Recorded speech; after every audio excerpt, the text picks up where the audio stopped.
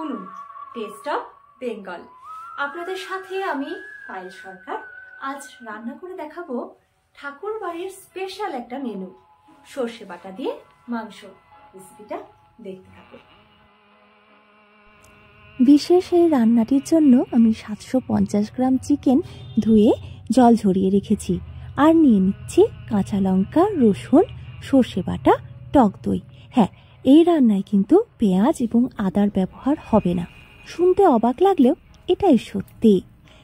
ধুয়ে রাখা মাংসে আমি 3 টেবিল চামচ টক দই আর 2 টেবিল চামচ সর্ষে বাটা মাখিয়ে রাখছি। রেসিপি বইতে এই সময় ধুয়ে রাখা মাংসে শুধু রসুন বাটা আর টক দই মাখিয়ে রাখার উল্লেখ করা রয়েছে। আমি এখানে নিজেই 2 টেবিল চামচ মতন সর্ষে যোগ করছি। রান্না করার সময় কিন্তু রাঁধুনির এটাই মজা, নিজের মতন কিছু চেঞ্জ করতেই পারেন।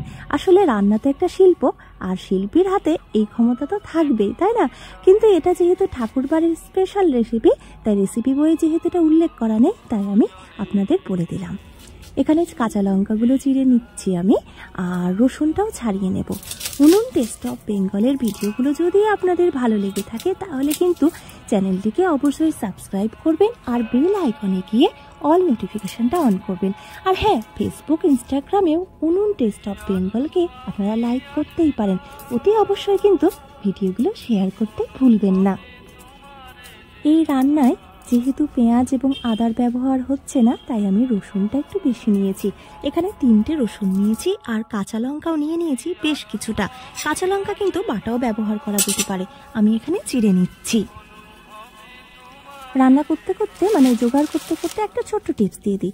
রসুনকে কিন্তু জলে বেশ কিছুক্ষণ ভিজিয়ে রাখলে ছাড়ানোর সময় খুব তাড়াতাড়ি ছাড়ানো যায়। রসুনটা আমি বেটে নিচ্ছি। হাতে সময় থাকলে আমি শিলনোড়াতে সাধারণত মশলা বেটে নিয়ে থাকি।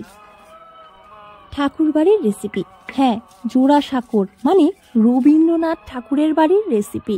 তাই এই রেসিপিতে আমাদের আবেগ কিন্তু কম হবে না, বরং বেশিই হবে, এই ব্যাপারে কোনো সন্দেহ নেই। আপনারা ঠাকুর বাড়ির বিভিন্ন রেসিপি দেখতে চাইলে আমার ভিডিও অবশ্যই দেখবেন, কারণ এরপরে আমি বেশ কয়েকটি ঠাকুর বাড়ির রেসিপি ভিডিও আপলোড করব। মাংসের সাথে এবার আমি ওই বেটে রাখা রসুন মাখিয়ে নিচ্ছি। মাংস মাখিয়ে অন্তত কিন্তু 30 মিনিট আমরা রেখে দেব, এতে রান্নায় ভালো স্বাদ হবে। আর দিয়ে দিচ্ছি 2 টেবিল চামচ সর্ষের তেল। আমি এর আগেও সর্ষে চিকেন রান্না করেছি, তবে সেই রান্নায় পেঁয়াজ, আদা এবং অন্য মশলার ব্যবহার ছিল। আপনারা সেই ভিডিওটা যদি দেখতে চান তাহলে ডেসক্রিপশন বক্সে লিংক পেয়ে যাবেন। মাংসের মধ্যে এরপরে আমি দিয়ে দিলাম 1 চামচ লবণ। সবকিছু খুব ভালো করে মাখিয়ে রেখে দেব 30 মিনিটের জন্য। রান্নাটা আমি প্রথমবার করছি এবং মাংসে পেঁয়াজ আদা ছাড়া মাংস রান্না করছি, এই ভেবে মনে হচ্ছে যে আমার রান্নাটা কেমন হবে। তারপরের মুহূর্তে আবার মনে আসছে রেসিপিটা তো ঠাকুর বাড়ির, তাই রান্নাটা নিশ্চয়ই ভালো হবে, তাই নির্ভয়ে করেই ফেলি। মাংস মাখিয়ে রেখেছি এবং কিছুক্ষণ পরে আমি একটা কড়াইয়ে 1 গ্লাস মতো জল গরম করে নিচ্ছি। এবার জলটা একটু গরম হলে ওর মধ্যে মাখিয়ে রাখা মাংস দিয়ে দিচ্ছি। প্রথম 2-3 মিনিট মাংসটা আমি এভাবে কড়াইয়ে ঢাকা রেখে দেব, তারপরে ঢাকা সরিয়ে দিয়ে মাংসটা সেদ্ধ করে নেব। সেদ্ধ ততক্ষণ করব যতক্ষণ না পুরো জলটা শুকিয়ে যাচ্ছে। কিছুক্ষণ পর চিড়ে রাখা কাঁচা লঙ্কাগুলো দিয়ে দিচ্ছি।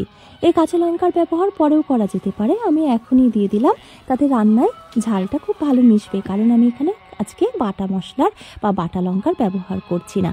দেখুন জল পুরোটাই শুকিয়ে গেছে।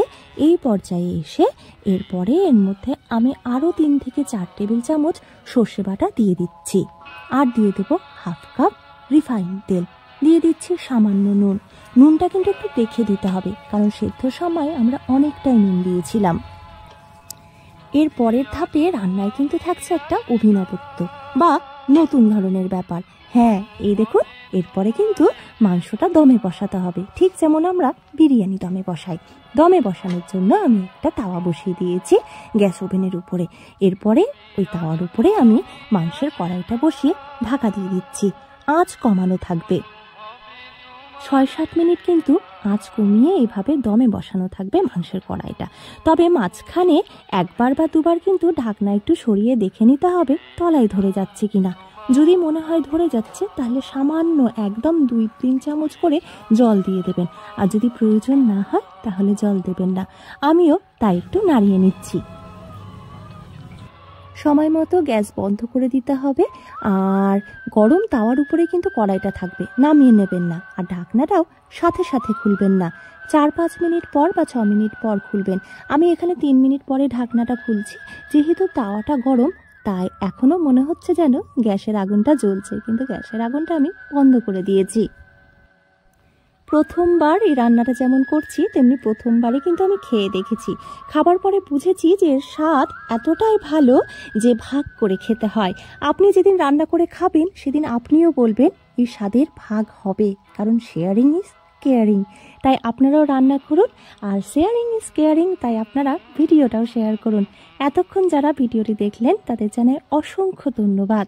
আপনারা সুস্থ থাকুন, ভালো থাকুন, আনন্দে থাকুন।